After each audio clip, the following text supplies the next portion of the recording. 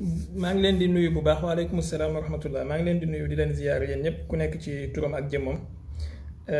maa ngi jaajëfal kilifa gi ma tanbih ci wàllu thème bi maam daam yow ak Abdou Fall ak ñiy monté mën ngeen a xaar bu ma paree ma changé thème bi tuuti bon أعوذ بالله من الشيطان الرجيم بسم الله الرحمن الرحيم الحمد لله رب العالمين والصلاة والسلام على أشرف الأنبياء والمرسلين سيدنا محمد وعلى آله الطيبين الطاهرين حق قدره ومقداره العظيم إلهنا نظرة لطف تجعلنا بها في دائرة عنايتك ونفحة أنس ترفعنا بها إلى سماء حفظك ورعايتك وعطفة نور تحسننا بها والمنتمين إلينا من جور الجائرين ومكر الماكرين وظلم الظالمين ونفسة الساحرين وفتنة الحسدة الغادرين وطغيان البغاة المتربصين وشماتة الأعضاء الداغين ومن شر الخلائق أجمعين لا إله إلا أنت سبحانك إني كنت من الظالمين يا أيها الشهد السلام عليكم ورحمة الله وبركاته mbokki maa ngi leen di nuyu ki njëkk ci daara ji tey muy Ben Fadal ak kilifa yi ñëw ginnaaw gi yëpp Sakina maa ngi lay nuyu bu baax sëñ Modou Mbacke maa ngi lay ziar xam naa tey dañoo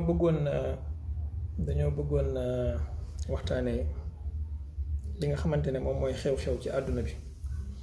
duut ne hors sujet la ñuy def wala dañoo dugg ci lu dul suñu domaine mais dafa fekk ne des fois nit comme ni sufiyanke di wax as sufi ibnu waqtihi sufiyanke dafa war a nekk doomu jamonoom nga xam ne lu jamono ji di wax ak fi jamono ji toll war ngaa fexe nga xam li xew nga bañ a nekk rek ku bunkeriser wu ci benn côté ñaareel bi itam mooy suñu sëriñ muy Mawlana Cheikh Ibrahim Niass radiyallahu anhu Baye daf ñu jàngaloon ouverture ak informé wu ci àdduna bi donc xëy na bu ñu royee ci moom rek ci côté boobu noonu dara luy xew ci àdduna bi du ñu rëcc Oustaz Barham Diop radiyallahu anhu damaa dégg muy nettali ci benn waxtaanam mu ne dafa bu àndeek Baye tukki lu mu guddi da ngay dégg rajo bi di wax ci néeg ci chambre bi ne Baye nekk mu ngi déglu information donc ñun ci jamono ji war nañoo góorgóorlu di déglu information di topp information bi di xam fi àdduna bi nekk ak li àdduna bi di doxee rawatina nag bu nekkee ne xew-xew la boo xam ne daf ñu laal ñun ñëpp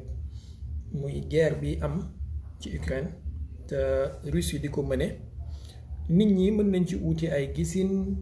jàngat yi mën na ci uute manipulation bi mën na cee bëri ndax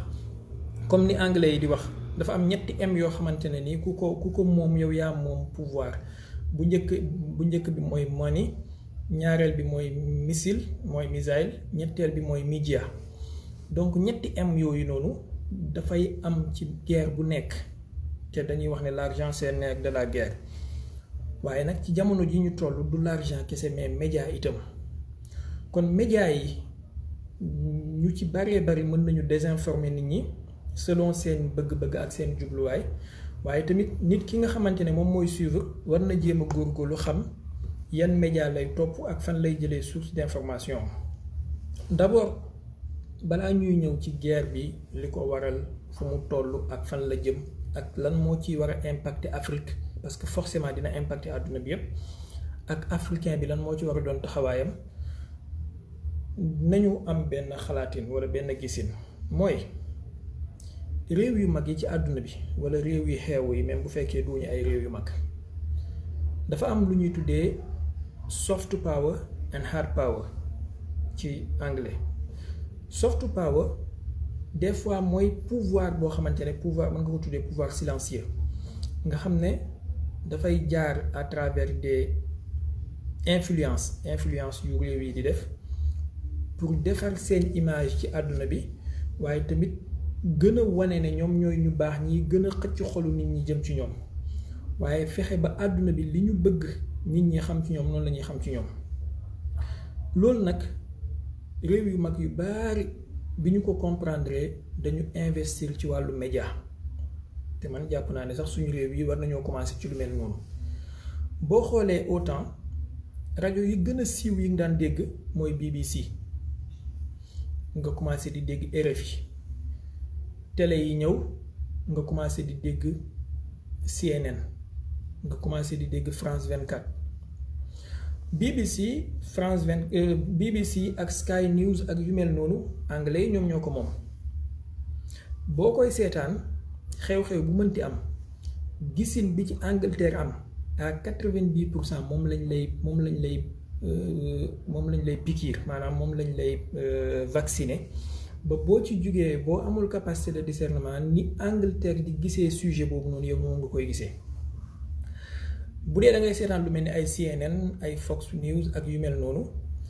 gisin bi Amérique am ci sujet bi am internationalement yow moom nga ciy jëlee boo pare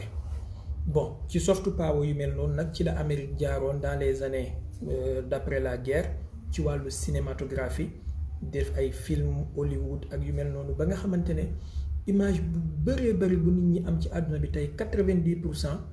ci cinéma américain la jógee léeg-léeg dëgg dina ci am waaye lu dul dëgg itam dina ci am propagande français yi ñoom tamit bi ñu comprendre loolu ñu financé France 24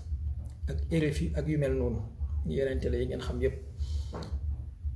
France 24 ministre primature France ñoom ñoo koy financé donc booy déglu France 24 vision bi Élysée ak Matignon ak Quai d'Orsay muy primature ak palais présidentiel ak affaires étrangères France am ci sujet bi yow moom nga ciy jëlee parce que ñoom ñooy joxe ligne éditoriale yi réewu naar yi am nañu comprendre woon loolu lu ci mel ni Qatar muy Qatar bi ñu gisee ne seen dëkk bi dëkk bu ndaw la am na sax benn anecdote bu ñu nettali ñu ne seen benn prince dafa musoon a tukki yóbbaale passeport Qatar bi bi mu demee ci aéroport bi ñu xool passeport bi ne ko fan mooy Qatar fan la nekk ci àdduna bi mu ne depuis boobu def loolu nag def benn frustration ak benn orgueil ci xolam mu ne dina fexe ba kenn du laajteeti où se situe le Qatar sur la carte ñu investir ci wàllu Al Jazeera ba nga xamante ne média arabe bi gën a siiw tey ji dans le monde arabe wala monde islamique sax mooy Al Jazeera thème bu am boo koy seetaan politique gu Qatar la Al Jazeera ak position gu Qatar moom la Al Jazeera di tasaare Arabie Saoudite bi ñu comprendre loolu dans les dernières années ñu investir ci MBC Middle East Podcast Center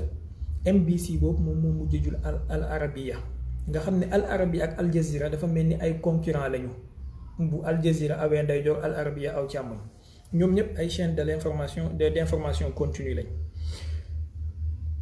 Russie nga xam ne moom mooy li ay di jàmbat ci jamono ji bi ñu nekkee ci déclin après l'effondrement de l'Union soviétique nga xam ne dafa nekk dans des années sombres de l'histoire Boris Yeltsin nekk fa président nekkoon benn mandikat di mandi ci kanamu caméra yi ñuy gis gars yi di ko reetaan ñu jàppee woon ko comme benn comédien benn clown bi Poutine ñëwee pour bëgg a reconstruire waat image Russie ak pouvoir Russie la géopolitique des médias ça c'est un commentaire coranisé bi Poutine ñëwee bëgg a reconstruire waat image Russie dafa njëkk a investir avant muy investir ci armement ak yu mel noonu dafa investir ci wàllu média moom itamit mu créé lu ñuy tuddee Russia Today muy RT chaîne boobu ngeen di gis ñu bind ci RT Russia Today la tuddoon bi mu xamee ne dafay flagrant ba ëpp ñu abrégé ko def ko RT dafay nekk chaîne d'information continue bu am langue yépp bàyyi benn baa ngi lay ziar dafay am français am anglais am arabe am allemand maanaam am espagnol langue yi influent ci àdduna bi yépp dañ koy am boo xoolee médias yi ma lim yépp yi ci jiitu ñoom tey dañoo am lu mel noonu Al Jazeera am na anglais CNN am na français am na arabe BBC noonu France 24 noonu espagnol la lu nekk maanaam langue yi gën a influent ci àdduna bi dañuy am yu mel noonu docteur Thioune maa ngi lay ziyaare bu baax donc Poutine ci loolu la njëkk a investir pour joxaat Russie image am nga xam ne bu fekkee la Russie n'a pas bonne média ci Occident dina am fu muy trouver la voie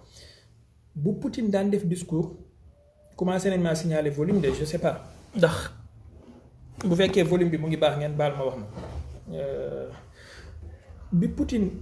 Poutine daan def discours France 24 boycotté ko CNN boycotté ko dina am ko tegal muy Russia Today bu Poutine di def ay rencontre médias occidentaux yi boycotté ko dina am ko tegal. Donc ci noonu la doxee stratégie boobu la doxee ba tey jii il est devenu presque trop connu comme ni nga xamee ne noonu la président France wala noonu la président Amérique amee média moom tamit noonu la amee média am na fu muy waxee. Loolu benn la ñu war ko jël en compte te suñu réew yi itam di aspirer à l'émergence di aspirer au développement war nañu jël loolu en compte. Influence soft power lu am solo la. Développement d'un pays ne peut pas se passer seulement ci développement économique ay industriel yooyu, il faut mu am côté soft power boo xamante ne moom moo koy kii. moo tax sax entre parenthèses jamono bi Lions yi jëlee Coupe d'Afrique bi gars yi di wax naan li ñu leen jox nangam ak nangam maa ngi wax benn waaye ma ne ko ce qui est sûr et certain mooy Sénégal bu naroon na fay ci publicité pour yóbbu image yu Sénégal ci àdduna bi ak tourisme Sénégal dana fay lu ëpp li mu jox Lions yi. tey jii boo xoolee Rwanda Paul Kagame mu ngi fay Paris Saint-Germain ñu ngi bind ci seen kii yi seen dossard yi visite Rwanda. Donc réew mu nekk dafa am loolu benn la. Union soviétique wala Russie ak États-Unis dañu am problème boo xamante ne problème bu profond la. xëy na duma dugg ci historique gu les peuples slaves bi nga xamante ne moom moo jur Russie actuellement ak Ukraine ndax man dama jàpp ne Ukraine benn 5% la ci problème bi dëgg-dëgg du Ukraine. waaye nag am na histoire boo xamante ne moom moo waral lëkkaloo Russie ak Ukraine ak seen bokkoo boo xam ne kenn mënu leen a tàqale muy les Russes de Kiev yi nga xamante ne foofu la Russie jugee ak peuple slave de façon générale mooy Russie Biélorussie yi Ukraine ba ci côté ñoom les pays de l'ancien bloc soviétique. àdduna bi dafa jékki-jékki benn jamono mu am lu ñuy tuddee guerre mondiale guerre mondiale boobu li ko causé woon jàng nañ ko ñu ñëpp ci téere histoire yi mais dafa posé ay dégâts yu rëy. deuxième guerre mondiale am réew mi ñuy wax Russie ci jamono jooju mu joué ci benn rôle boo xamante ne wala bloc soviétique les pays bolcheviques ak yooyu ñu joué ci rôle boo xamante ne amul benn pays ci Occident bu ko joué. ñun ñëpp xam nañu rôle bi Staline joué ci défaitu nazisme ak Hitler. Donc ñu daal di séddoo àdduna bi ku nekk xaj ci jël sa wàll. Allemagne divisé wu en deux, Allemagne de l'Est, Allemagne de l'Ouest. Amérique commencé développer projet atomique am bokk na ci scientifique yi doon développer loolu scientifique allemand bu siiw boobu Einstein. waaye ñenn ci scientifique yi nekkoon ci fi américains yi doon développer seen projet atomique bi muy projet bi ñu tuddee woon projet Manhattan ñoom ñoo daan génnee ay secret ak i documents di ko jox Union soviétique pour ñoom tamit ñu développer seen arme atomique parce que dañu bëggoon équilibre am ci àdduna bi ndax xam nañ ne àdduna bi mënta dox sans équilibre de la force, équilibre de terreur. Il fallait mu am kuy contrebalancer l'hyperpuissance des États-Unis. Alors bi ñu génnee ci deuxième guerre bi américains yi dañu ci profiter parce qu'ils étaient plus à l'aise financièrement, tous les autres pays étaient presque à terre. Ñu profiter ci créer ay institutions wala institutions yépp yi nga xamante ne ni moom moo diriger àdduna bi. Nations Unies, Banque mondiale, FMI ak yeneen institutions yépp à la fois politique et économique ñu créé ko yépp boo xoolee ñu ngi ko créé ci année 45 bi jëm suuf te yépp li ci ëpp ci ñoom seen base nekk Amérique soit New York wala yu mel noonu. Donc jël seen xaalis bi muy dollar itam def ko mu nekk daanaka xaalis bi nga xamante ne moo ëpp xëy ba ci àdduna bi ba économie buy dox mënta dox avec une dédollarisation. Loolu seen stratégie la woon pour samp benn unipolarité ci àdduna bi nekk ñoom kenn kese ñooy xutbu yi ñeneen ñi ci des ñëpp ay wàlli yu la ñuy doon wala abdal wala awtaat bu ñu waxee ci jargon suufi waaye ñoom rek ñooy nekk ci xutbu yi wala ñooy nekk fardul jaamio bi. Léegi nag loolu système boobu moo nekk en jeu ci jamono ji ñu toll maanaam dañu toll ci jamono joo xam ne le monde n'est plus unipolaire depuis un certain temps à la fois ci wàllu politique économique et militaire ba ñu ñëwee ci deuxième guerre mondiale bi jeex quelques années après 1949 le 4 avril 1949 américains yi créé lu ñu tuddee OTAN muy traité de l'Atlantique Nord wala organisation de l'Atlantique du Nord nga xam ne ay pays ñoo ci dajaloo nekk une organisation militaire pour ñu ne yow yaay défendre seen bopp donc ñoom ñoo njëkkee ñuy dox di dox ba le 14 mai 1955 Union soviétique ñoom tamit créé li ñuy tuddee pacte de Varsovie nga xam ne ñi nekkoon ci bloc soviétique yi ñoom ñoo ci bokk mu nekk genre concurrent wu état OTAN ñu nekkoon ci pleine guerre froide bu leen fàtte quelques années bi ñu créé pacte de Varsovie 1955 56 57 58 59 60 61 62 1962 crise des missiles de Cuba yi ci la am de Cuba ci la am li ko waraloon mooy américains yi dañu jël seeni missile nucléaire installé ko ci Turquie ak Italie nga xam ne Turquie dafa jege Russie maanaam Moscou muy centre politique c'est centre décisionnel politique de la Russie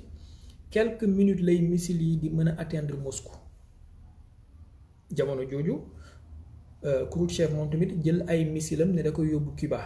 Cuba dafa jege Amérique boo fa pointé ay missiles quelques minutes mën na atteindre soit Floride soit Washington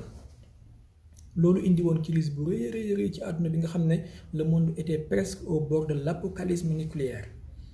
yàlla def ci tawfeex ñu créé ligne rouge téléphone rouge boobu affaire bi jeex léegi nag bi loolu jeexee terewul américains yu continuer di am seen volonté hégémonique boobu ci àdduna bi ak bëgg a dicter seeni loi ci àdduna bi moo xam côté politique moo xam côté militaire moo xam côté économique le 26 mai 1972 américains yi ak Union soviétique signé lu ñuy tuddee traité ABM muy anti-ballistic missile ci anglais maanaam traité anti-missile balistique forme missile la boo xamante ne buñ ko sànnee du ne dafay dem directement ci kii bi ci cible bi waaye dafay génn atmosphère bi jàll stratosphère ba pare tête yi détaché wu mën a doog a mën a wàccaat ci seen cible comme ni ñuy lancer satellite yi noonu la ñuy lancer missile balistique yi donc ñu créé traité boobu noonu diggante Amérique ak URSS bi ñu ñëwee ba le 1er juillet 1991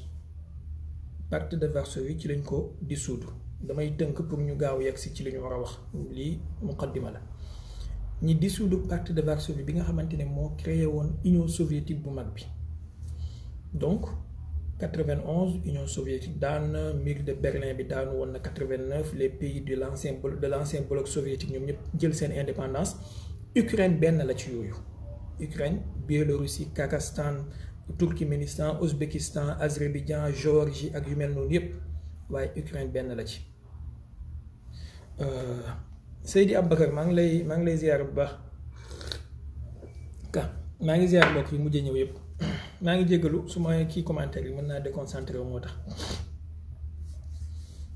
alors léegi àdduna bi dafa am nu mu tëddee mooy bu ngeen seetloo chaque décennie maanaam 10 ans yu nekk dafa am benn affaire buy am bouleverser ordre mondial bi ñu indiwaat beneen ordre bu bees bu ñu waxee ordre nag waxuma ordre mondial ci entendement ñu koy nenn ñi di déggee ordre mondial comme doxalinu àdduna bi bu ngeen xoolee 2001 au début des années 2000 ci la 11 septembre am lu bari ci doxalinu àdduna bi foofu la jaaree changé wu radicalement ba fii ñu toll bi ñu duggee 2010 avant 2010 muy 2008 ñu indi crise économique bi amoon Grèce mu bouleversé lu bari ci marché économique bu àdduna bi ba fii ñu toll année 2020 2010 di jeex ñu ñëw ba 2019 décennie 2010 war naa jeex ñu indi Covid donc mu bouleversé waat lu bari ci dundu nit ñi waxuma nag ci suñu jargon complotiste wala nangam mais juste constat léegi 2022 dugg wala 2020 dugg na ci biir décennie boobu noonu guerre bi amaat na ça va changer beaucoup de choses loo xamante ne daf ñu topp incha allah fii ba 2030 le 13 juin 2002 le 13 juin 2002 américains yi dañu retiré wu unilatéralement ci traité boobu ma leen waxoon sànqam bi ñu signé woon 1972 seen diggante ak Union soviétique nga xam ne traité boobu noonu moo doon indi benn forme d'équilibre ak de paix ci àdduna bi parce que kenn ku nekk amoo droit développer yenn sorte missiles yi donc le monde était un peu plus calme mais américains yi bi ñu ci retiré woo ça leur permet de développer certains missiles yoo xamante ne ni dañuy am avantage bu supérieur seen yeneen concurrents yi wala yeneen le reste du monde et loolu américains yi yàgg nañ di def yu mel noonu maanaam se retirer unilatéralement ci ay traités yu ñu signé yoo xam ne c'est ratifié internationalement comme ni ñu def ci traité nucléaire iranien bi muy JCPOA signé nañ ko 2015 Iran di respecter ay engagement am agence de l'énergie atomique agence internationale de l'énergie atomique d'accord na ne Iran mu ngi respecter ay engagement am ñu ñëw ba 2018 Trump jékki-jékki ne def ciy génn unilatéralement pour imposer waat ay sanctions donc bi ñu ci retiré woo loolu dafa créer benn bouleversement fekk na jamono jooju Russie Poutine moo fa nekk et Poutine bi mu ñëwee ginnaaw Helsinki dafa fekkoon presque Russie nekk au bord de la faillite wala sax nekk en faillite lenn kese la ñu dese woon ci lu baax mooy bombe bon du ma ko tuddee lu baax lenn kese la ñu dese woon ci aspect de puissance mooy bombe atomique bi ñu amoon il n'était pas désarmé mais li desoon yépp c'était vacillé léegi nag Poutine bi mu ñëwee dafa amoon volonté wu imposer waat reconstruire waat puissance Russie en tant que puissance wala superpuissance ci àdduna bi bañ a nekk vassal léegi nag le cas ukrainien dina surgir waaye yeneen cas dina am nañ ñëw ci cas ukrainien bi vite fait lan moo xew Russie dañoo wax ne commencé ci Poutine en 91 bi bloc soviétique bi daanoo ba ñu jublu ci réunification Allemagne américains yi dañ leen a promettre ne leen OTAN du expandre benn pouce vers l'est maanaam du ñu indi suñu infrastructure militaire ci seeni wetu kër et li nekkoon normal mais comme àdduna bi moom du dox ci normal mais li doon normal mooy ba pacte de Varsovie daanoo OTAN dafa waroon a dissoudre moom tamit ñu doxaat ci sur de nouvelles bases mais OTAN dafa continuer di exister ba fii may wax ak yéen donc Gorbatchev jëloon engagement boobu ak ñoom mais rien n'était couché sur le papier de façon claire et juridiquement contraignant comme ni ñu koy waxee américains yi nax nañ leen bluffé nañ leen diggante 91 ba 2020 plus de 8 vagues d'expansion am na ci dañoo commencé ci invité Pologne ak Hongrie en 2004 ñu jël les pays baltes Lituanie Lettonie ak Estonie après ñu jël Pologne ak ñoom Hongrie ak ñoom Roumanie ñëw ba 2020 bi ci la ñu jël Macédoine du Nord donc état OTAN mu ngi yokk di dem mais Poutine ci diggante boobu dafa am benn discours bu mu tenir à Munich ñu ngi koy wax le discours de Munich de 2007 dafa wax ay baatu dëggam ci conférence de sécurité bi am foofu chaque année mu ne leen le monde unipolaire ça veut tout simplement dire un monde avec un seul centre décisionnel politique économique et militaire ñi ci des nekk ay vassalam et loolu mënatu la nekk alors américains yi dañu amoon benn volonté mooy sagam Russie réew la moo xamante ne moo gën a yaatu ci àdduna bi maanaam 17 millions de kilomètres carrés ci Russie bii nii waxuma Union soviétique bi nga xamante ne ëppoon na loolu foofu mais Russie bii ñi nekk tey rek 12 fuseaux horaires wala 11 fuseaux horaires ñoom ñoo ko traversé pays bu nekk diggante continent Europe ba continent Asie loolu c'est extrêmement grand ñi amoon projet soit nañu diviser Russie def ko ay morceler ko par pays par petit bout de papier petit bout de territoire bu ñu ko mënul nañu fexe ba jéng puissance Russie ba nga xamante ne dafay nekk seen benn wii topp seen ginnaaw mais boo jàngee taarix dangay xam ne réew mu nekk histoire am dafa am lu muy déterminer ci moom ci ay mbañam ay nangoom ak ay fuggam ak fiertéem te ku jàng taarixu les peuples slaves comme ni ñuy wax ñoom dañ lay wax ne sax plus que vous nous tapez sur la tête plus qu'on résiste maanaam noo ñuy gën a bunduxataalee ñuy gën a am jom am fit ci sa kanam donc dafa am benn mbañ boo xamante ne dafa nekk ci peuple boobu noonu bu leen du permettre ñu vaciller wu devant une puissance quelconque américains yi ne dañoo bëgg a dugal Géorgie ak Ukraine ci OTAN comme ni ñu dugalee les pays baltes comme ni ñu dugalee Pologne Poutine commencé na di am puissance parce que diggante 2004 wala diggante 2000 ak 2007 am na lu mu defaraat mu ne leen nag lii mënta nekk il faut que vous arrêtiez lii fii la war a yem en 2008 mu am ay territoire ci biir Géorgie benn bi mu ngi tudd Abkhazie benn bi mu ngi tudd Ossétie du Sud Bush mi attaqué woon Irak commencé di jay président Géorgie ba fa nekkoon muy Saakashvili Mikhaïl Saakashvili di ko jay ba mu attaqué Abkhazie ak Ossétie du Sud parce que ay territoire séparatiste lañu woon bi mu leen attaqué Russie daal di intervenir en 2008 guerre bi 5 jours la durée Poutine écrasé armée géorgienne bi neutraliser ko ba pare reconnaître Abkhazie du Sud Abkhazie ak Ossétie du Sud loolu tëj na benn buntu parce que boobaa Géorgie du mën a duggati ci OTAN parce que OTAN tant que yaa ngi am ay problème de territoire wala frontière duñ la bàyyi nga dugg fa muy benn et da ngay gis ne daanaka même procédé bi la ak Ukraine dinañ ci ñëw mais bi ñu ñëwee ba 2004 ñu delluwaat ginnaaw tuuti 2004 dafa am lu xew Ukraine mooy dafa am élection bu fa am ku ñuy tuddee Yanukovych mu nekkoon benn waay joo xamante ne dafa gënoon na jege Russie mu gagné élection yi bi mu ko gagné gars yi bañ parce que bëgguñu am benn pouvoir benn président boo xam ne dafay jëm ci wàllu Russie et boobu c'était juste après bi ñu accepté pays baltes yi ak ñoom Pologne ci biir OTAN gars yi fexe ba créer fa benn soulèvement ñu ne élection bi jàllul yoon nañ ko joué waat ñu def 3e tour de l'élection qui était en contradiction avec la constitution parce que constitution bi 2 tours la wax ci élection bi mais ñu def un 3e tour bi ñu defee 3e tour ci la Loutchenko gagné élection yi mu nekk un pro-occidental moom ak Timoshenko ñoom ñoo doon diriger Ukraine jamono jooju noonu ñu jengloo woon Ukraine côté Occident trop alors Yanukovych daal di mun continuer di liggéey ñu ñëw ba 2010 élection amaat Yanukovych gagné ko haut la main sans contestation alors diggante 2008 ak 2014 wala 2010 kon afwan 2010 ak fin 2013 ba jàpp 2014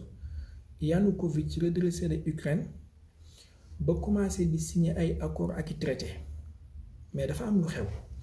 mooy waa Union européenne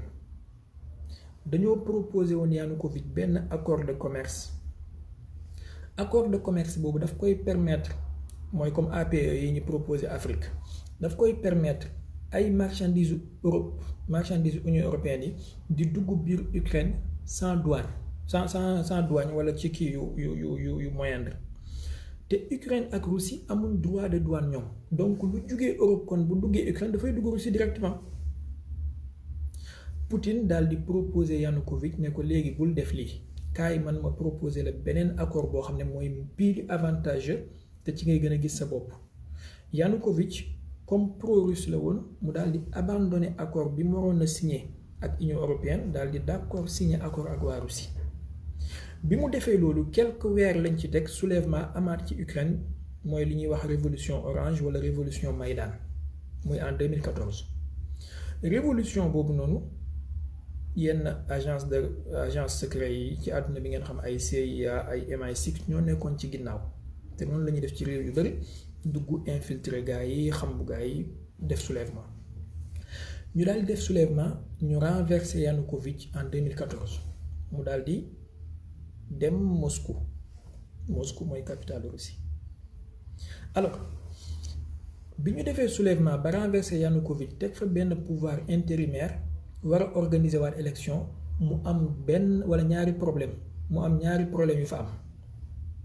Bernard Henri Lévy BHL joué na ci lu rëy rëy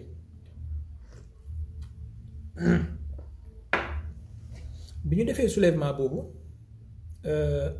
dafa am ay territoire ci biir Ukraine yoo xamante ne ñoom d'accord ñu woon ak coup d'état boobu parce que loolu coup d'état lañ ko jàppee territoire benn bi mooy Donbass mooy l'est de l'Ukraine nga xam ne foofu dafa am ñaari région yu mag yu fa nekk benn bi mooy Donetsk benn bi mooy Lugansk ñoom ñu ne d'accord ci coup d'état bi occidentaux yi def ak pro-occidentaux yi ñu daal di déclarer seen bopp ay séparatistes ne dañoo bëgg seen indépendance bëggatuñoo nekk sous tutelle Kiev muy capitale Ukraine beneen territoire bi mooy Crimée foofu tamit dafa am xew-xew bu fa amoon parce que pouvoir bi gars yi teg ginnaaw bi ñu daanelee Yanukovych pouvoir boobu américains yi dañ doon laamisoo ak moom pour mu jox leen territoire bu Sébastopol benn territoire la bu nekk ci wetu Crimée territoire bu stratégique la ci mer Noire te mer Noire xam ngeen ko yéen ñëpp mooy mer bi géej gi sekk Roumanie Ukraine Russie ak Géorgie ak Turquie ku am accès foofu contrôler ko yow yaay contrôler ba ci lu jëm ci Méditerranée bi parce que da ngay am accès direct foofu alors américains yi doon négocier ak pouvoir bi ñu teg foofu pour mu jox leen base militaire boobu noonu ñu samp fa seeni mbir bi Russie comprendre loolu tombeek population criméenne bi ñoom tamit ñu bañoon coup d'état bi amoon Russie daal di leen proposer référendum pour ñu rejoindre Moscou pour ñu rejoindre la Russie muy fédération de Russie ñu rattaché leen ci Russie ci lañ def référendum boobu mu jàll à 98% yaakaar naa ñu daal di rattaché Crimée ci Russie occidentaux yi bañ a reconnaître référendum boobu daal di ne annexion la annexé nañ Crimée nangam ak nangam donc bi ñu defee loolu buntu boobu tëju na pour américains yi mënatuñ faa am base donc Russie moom foofu léegi moom mooy ñëw samp fa ay base am te xam ngeen ne Amérique ñemewut a dem fu Russie am ay base am mu fay samp ay base comme ni nga xamee ne Russie du dem fu Amérique am base am mu fay samp base donc fi mu toll ni mer Noire bi Russie moom moo fay yàlla moo fay président moo fay chef moo fay lépp ndax doole ji mu fa am ki ko fay xaw a jege ci doole mooy Turquie te Turquie tollu Russie ci catuwee donc problème mu Crimée am na en 2014 problème mu Donbass bi commencé moom tamit surgir guerre bi commencé fa ba am plus de 14 000 morts mais bizarrement les médias occidentaux yi ma leen wax sànq doo leen dégg ñi ciy wax manipulation de l'opinion la ñuy def en 2015 février 2015 ñu daal di dem Minsk mooy capitale Biélorussie benn pays bu frontalier la ak Ukraine ñu signé fa benn traité mooy accord de Minsk ñi sekkoon accord boobu mooy rebelles séparatistes yi boo leen tuddee noonu muy les régions wu Lugansk ak Donetsk Russie ak pouvoir Ukraine bi muy Lutchenko wala yaakaar naa boobu Timochenko moo fa nekkoon ak France ak Allemagne donc il y avait 6 partis mais ci 6 partis yooyu noonu Russie daanaka moom moo représenté woon pouvoir séparatiste yi donc il y avait la Russie l'Allemagne la France et l'Ukraine ñu daal di signé accord boobu Porochenko maa ngi jéggalu ma ne Timochenko Porochenko la accord boobu lan la wax dafa bokk ci ay points yu essentiels yu mu wax mooy il faut que Ukraine reconnaître Donbass muy ñaari région yu mag yooyu comme territoire bu am statut spécial nga xam ne duñ nekk ci sous tutelle Kiev directement ñaareel bi il faut que Ukraine nangu organiser fa ay élections donc finalement Ukraine dafa doon nekk benn état bu fédéral ñetteel bi il faut Ukraine retirer fa ay armes lourdes yi mu fa tegoon. ñeenteel bi il faut mu ñu def échange de prisonniers ñu libérer prisonniers yi de part et d'autre. juróomeel bi il faut mu nangu amnistier ñi mu doon qualifier comme ay traître ak yu mel noonu nga xamante ne ni ay daan yu rëy moo doon dal seen kaw bu leen jàppoon. donc il faut mu def loi d'amnistie amnistier leen te loolu ñoom ñooy chefu ñaari région yooyu muy Lugansk ak Donetsk. juróom-benneel bi mooy bu ñu defee loolu yëpp ba pare nag danañ delloowaat Ukraine ay frontières am yépp mu contrôler ko waaye dafay nekk état bu fédéral comme ni Amérique nekkee état fédéral comme ni Nigéria nekkee état fédéral ak yu mel noonu. alors 2015 la ñu signé loolu février 2015 France signé na François Hollande moo leen représenté woon. Allemagne signé nañ Merkel moo leen représenté woon. Russie signé nañ Poutine moo leen représenté woon. Poroshenko signé na moom moo représenté woon Ukraine. Allemagne ak France li nekkoon seen rôle mooy ñu def pression ci Poroshenko maanaam waa Ukraine waa Kiev pour ñu appliquer accord de Minsk yi.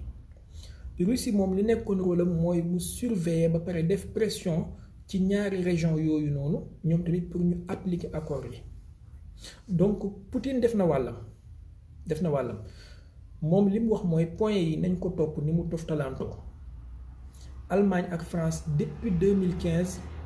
bëgguñoo def benn pression ci waa Kiev pour ñu appliquer accord de Minsk yi. donc point yi ñu cité woon daanaka benn kese lañ ci appliqué mooy retrait de l'arme lourde yi ñu tegoon mooy premier point bi. mais deuxième point bi muy amnistie bi troisième point bi muy échange de prisonniers bi quatrième point bi muy reconnaissance de statut spécial bi yépp appliqué wu ci dara. loolu c'était un problème bu doon traîner depuis 2015. Poutine chaque rencontre bu am dinañ ko fàttali accord de Minsk et les occidentaux comme ils sont forts en discours di berne nit ñi ak ay discours rek waaye sur les faits du ñu def dara. Poroshenko daanu na élection amaat na nangam ak nangam ba Zelensky ñëw nekk président. Zelensky kon ni ngeen ko xamee acteur la woon bu doon jouer film finalement mu mujj nekk président. donc am na benn affaire bu installé wu ci biir Ukraine nga xam ne ñoom la ñuy tuddee ay néo-nazi yu mel noonu ay nationaliste radical. seen volonté ñoom dañu ne dañoo bëgg a rejoindre Union européenne mais loolu dafa am problème parce que standard économique yi Union européenne teg Ukraine matalu ko pour dugg Union européenne. ñaareel bi ñu ne dañoo bëgg a dugg OTAN mais règle yi OTAN teg Ukraine matalagu ko pour dugg OTAN. mais nag y a problème parce que gars yi bëgg nañoo accélérer processus bi. léegi au lieu de cesser le feu comme ni ñu ko signé woon ci accord de Minsk yi Zelensky dafa commencé waat combat yi ci Donbass. alors Poutine bi ñu ñëwee ba 2021 wala sax avant ñu yegg si foofu américains yi bi ñu ñëwee ba 2019 dafa am beneen traité boo xamante ne nii moom moo lié woon Union soviétique ak Russie. traité boobu ñu ngi koy tuddee traité FNI traité sur les armes nucléaires à portée intermédiaire nga xamante ne dañ ko signé woon diggante Amérique ak Union soviétique pour mu limiter armes nucléaires yi nga xamante ne dañuy mën a voler missiles yi voler de 500 kilomètres ba 5500 kilomètres ñu interdire ko. en 2019 précisément le 2 août 2019 américains yi dañoo retiré wu ci traité boobu mais ñoom léegi loolu tënkatut leen maanaam ils se donnent le pouvoir développer arme nucléaire bu leen neex même bu fekkee 5000 kilomètres la wala 10 000 kilomètres wala 20 000 kilomètres. loolu ça a posé un problème très sérieux à Poutine revendiqué na ko ba sonn gars yi faale wuñ ko. américains yi daal di changer seen doctrine nucléaire li ma leen di wax ni lu am solo la ci lii di xew nii dañu changer seen doctrine nucléaire. am na benn général bu ñu fal boo xam ne moom mooy commandant des forces de réaction rapide bu OTAN actuellement c'est un général américain bu tudd Todd Wolfe. bi ko Sénat américain bi di auditionné dañ ko laaj lan mooy sa vision ci utilisation des armes nucléaires mu ne moom je le répète, je le reprends mot à mot. Il est pour une utilisation flexible des armes nucléaires. Il est pour une utilisation flexible des armes nucléaires. Donc, ku am façon idéologie bu mel nii moom la ñu jël léegi teg ko mu nekk chef de commandement des réactions rapides de l'OTAN. Américains yi bi ñu génnee ci traité bi le 2 août 2019 ñu daal di développer benn arme missile la boo xam ne amoon nañ ko bu yàgg mais dañ ko confectionné waat arme boobu bu ngeen bëggee mën ngeen koo tàppe léegi ci Google di ngeen ko gis mu ngi tudd W76-2 W76-2 tàppe leen ko léegi di ngeen ko gis bombe W76-2 c'est une bombe thermonucléaire boo xamante ne ni américains yi dañ ko wàññi puissance bi ba mu xaw a moindre lu toll ni Hiroshima wala Nagasaki mais moins que ça boo xam ne ci seen doctrine nucléaire bi ñu defar 2019 dañ ne mën nañ ko utiliser en cas de besoin et pourtant traité yi amoon ci àdduna bi yépp sur l'interdiction des armes nucléaires interdiction de prolifération du nucléaire li ñu doon wax mooy arme nucléaire moom kenn xalaatatul utiliser ko mais américains yi 2019 sous Trump ñu ne ñoom léegi ils se donnent le droit et le pouvoir et l'autorisation de l'utiliser en cas de besoin façon missile boobu ñu defar loolu tax na Poutine xol bi gën a jeex mu daal di commencer développer ay armes moom tamit gis ngeen arme boobu mu defar bu ñu tuddee Satan 2 nga xam ne en réalité Sarmat la tudd mais waa OTAN ñoo koy ooyee Satan ak arme bu tudd Zircon ak arme bu tudd Kinjal ak yeneen yu mel noonu arme légère yeeg yooyu nga xam ne bi mu koy présenter sax bi mu waxee ba pare def ne leen depuis longtemps vous n'avez pas voulu nous écouter maintenant écoutez-nous maanaam jamono bu yàgg ba léegi ñi ngi wax faalewu lañu léegi nag am nañu doole il faut ngeen déglu ñu par la force américains yi missile yooyu noonu installé nañ ko ci Allemagne ak Pologne ak quelques pays de l'OTAN ci Europe de l'Est lu mel ni les pays baltes Poutine bokk na ci ay exigences am mooy Ukraine bu duggee ci OTAN li américains yi di njëkk a def mooy dañ fay installer façon missile yu mel noonu te bu ñu installer missile yooyu ci Ukraine ça va prendre 5 à 10 minutes maximum pour atteindre Moscou maanaam système de défense aérien wu Moscou du am temps de réagir pour défendre missile yooyu loolu c'était un problème principal mu ne leen kon léegi waxu Ukraine di dugg OTAN moom na ngeen ko teg ci suuf Poutine développé na ay missiles supersoniques ay hypersoniques ak yu nekk léegi bi ñu doxee ci loolu ñëw ba 2021 Poutine daal di bind ay doléances am jébbal ko Amérique ci fin 2021 bi ku doon suivre information yi ko gis jébbal ko Amérique ak waa OTAN commandement wu OTAN doléances yooyu bokk na ci mooy nañu waxaat ci traité missile à portée intermédiaire yi ñaareel bi mooy Ukraine ak Géorgie nga xam ne ay voisins proches lañu comme ni Gambie mel ci Sénégal ak Guinée-Bissau ay voisins proches wala Gambie ak Mali na ngeen bind textuellement que ne du ñu mës a dugg ci OTAN bon am na yeneen ci waaye yi mooy point essentiel yi gars yi américains yi ak OTAN dañu joxe fin de non recevoir ci demande yooyu ci doléance yi faale wuñ Poutine ci loolu ne ko ñun lii duñ ci wax parce que OTAN dafa am benn politique bu ñuy tuddee politique des portes ouvertes dañ ne ku bëgg a dugg OTAN mën ngaa dugg loolu irrité na Poutine bu lu baree bari alors mais mu daal di ñëw comme gars yi appliqué wuñu accord de Minsk yi mu daal di jël ay militaires am teg leen ci frontière ukrainienne bi gars yi ñu ngi wax naan ay plus de 100 000 militaires depuis mois d'août pour doon suivre information yi depuis mois d'août 2021 ba janvier 2021 presque ci loolu lañ nekkoon di wax il a massé ses troupes il a nangam mu toog di leen déglu rek président yi commencé di dem Moscou di waxtaan ak moom ministre des affaires étrangères yi di dem Moscou daje yi di am fu nekk ba juin 2021 gis ngeen sommet bi mu amoon moom Joe Biden ci yu mel noonu léegi nag bi ñu ñëwee ba 2022 bi mu ne nag xaaral mu posé waat beneen carte sur la table mooy mu reconnaître ñaari état séparatiste auto déclaré wala autoproclamé yooyu noonu ma leen waxoon sànq muy Lugansk ak Donetsk Poutine daal di leen reconnaître en tant que des états indépendants loolu bu mu amee américains yi commencé di yuuxu occidentaux yi ku nekk di yuuxu def ay sanctions ne pourquoi Poutine di leen reconnaître parce que loolu atteinte la à la souveraineté de l'Ukraine kon léegi ñaari état yooyu am nañ Ukraine am na problème bu mag comme ni mu def Abkhazie ak Ossétie du Sud ci 2008 moom la defaat fii mais loolu doyut loolu mu ngi ko def le 21 février 2022 le 24 février 3 jours après mu def déclaration de guerre bi mu def ne leen léegi il déclare la guerre wala il déclare une mission militaire ci Ukraine mu daal di fixeel boppam ay objectifs te wax na ko ci vidéo bi mu def vidéo bi 28 minutes la nee na objectif yooyu premier bi mooy démilitariser Ukraine pourquoi objectif boobu parce que président wu Ukraine bi nekk fi léegi muy Zelensky dafa am benn déclaration benn conférence de presse bu mu doon joxe mu wax ci wax ju doy waar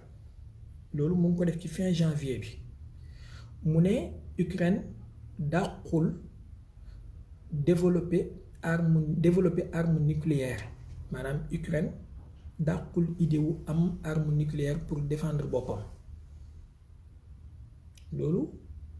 déclaration bu doy waar la boo xam ne Poutine mënta géntu loolu waaye li gën a doy waar mooy occidentaux yi waxuñ ci piip dara waxuñ ko ci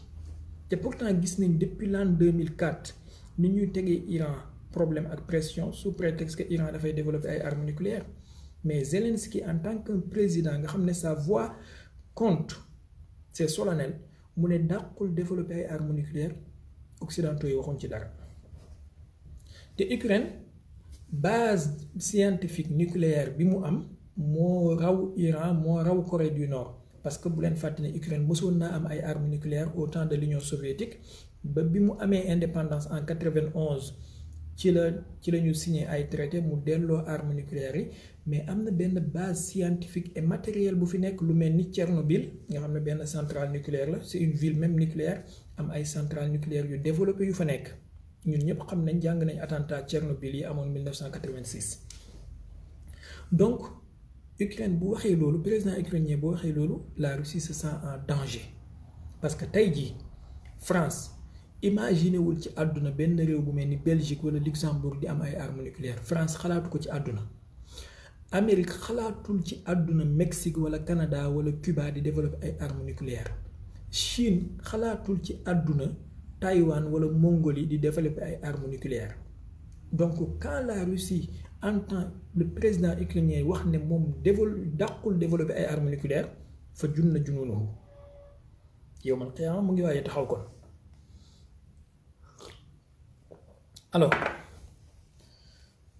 mu daal di reconnaître ñaari état yooyu comme ni ma leen ko waxee le 21 février 2022 le 24 février 2022 mu daal di déclarer guerre bi daal di déterminer ay objectifs am premier bi mooy démilitariser Ukraine bu ngeen xoolee premier jour bi assaut bi am ci la teg loxo ci 11 infrastructures militaires bu Ukraine ci deuxième jour bi ci suba si ci lañ jàpp Tchernobyl muy ville bi nga xamante ne moo ëpp ay infrastructure ak i usine nucléaire ci Ukraine mu teg ci loxoom fi mu toll nii Tchernobyl mu ngi ci loxo Poutine pour neutraliser ko maanaam Poutine ak loo ko bañ da nga ko reconnaître ñetti mbir première bi mooy c'est quelqu'un de très intelligent ñaareel bi mooy c'est quelqu'un qui ne bluffe pas Poutine du bluffer li muy def daf la koy wax te li muy wax moom lay def troisième bi mooy c'est quelqu'un de très courageux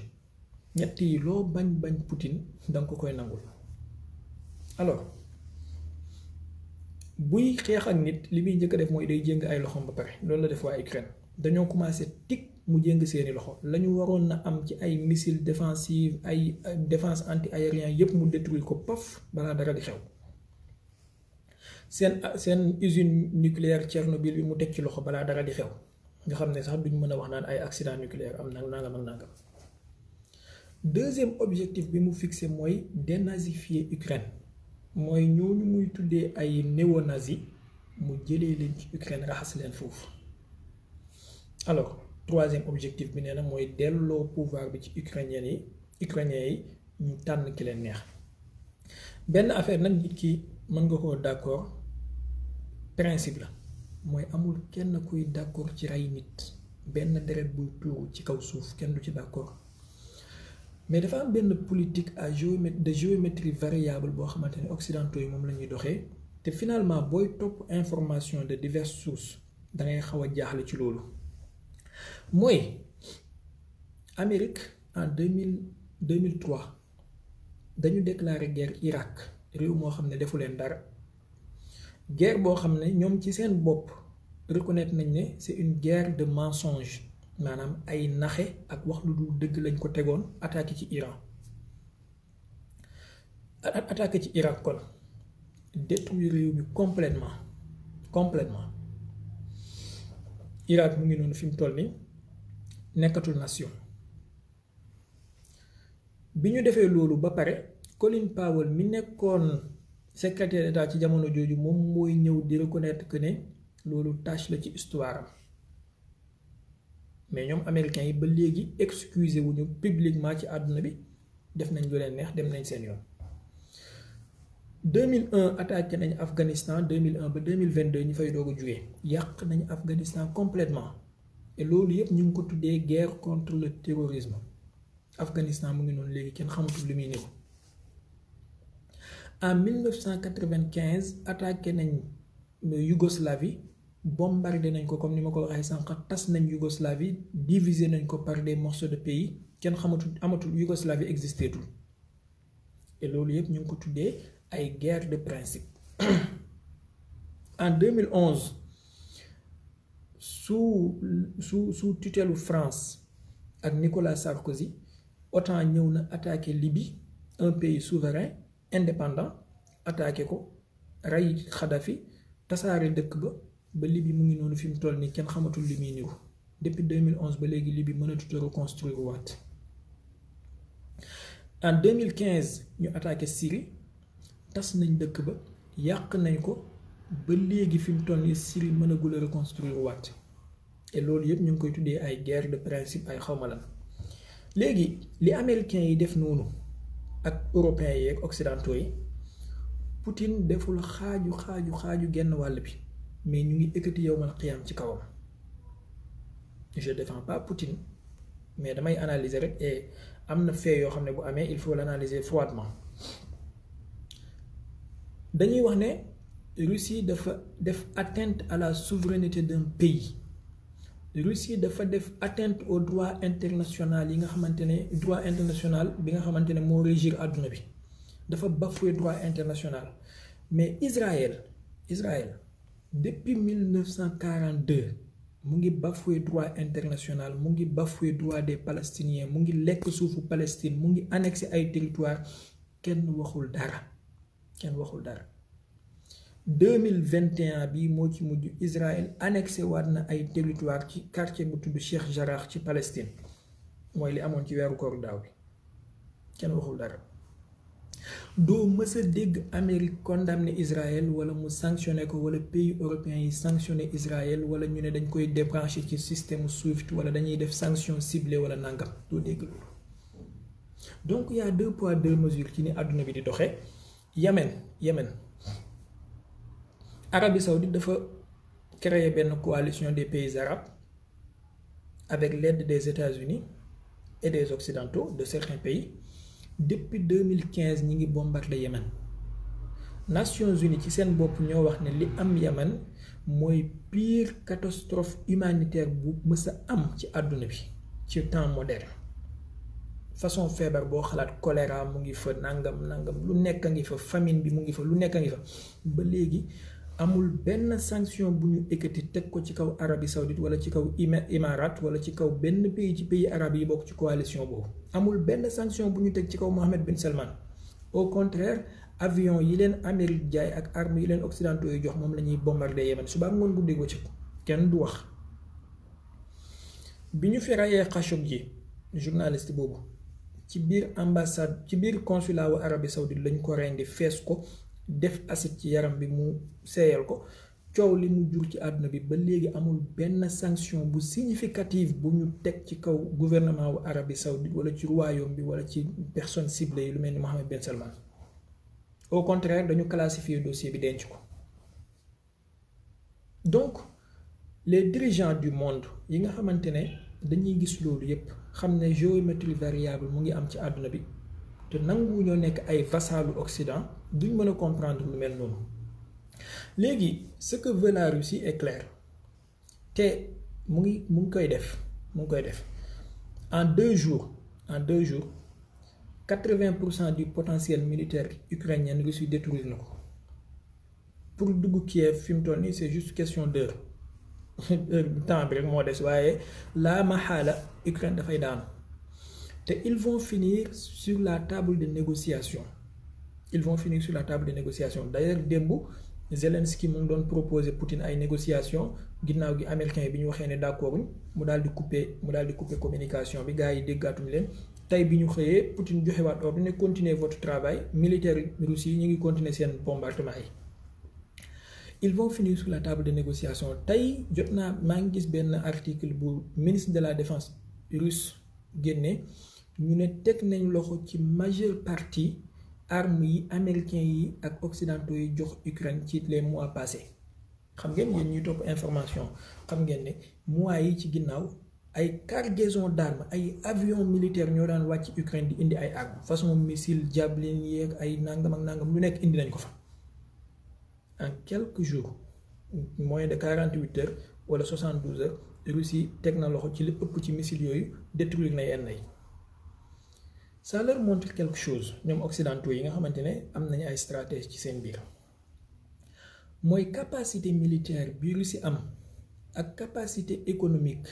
bi Chine am ak moyens yi nga xamante ne ñoom am nañ ko lu mel ni les pays de BRICS dafa casser unipolarité monde bi amoon léegi le monde est devenu multipolaire et loolu kenn mënu koo bañ lan moo leen dese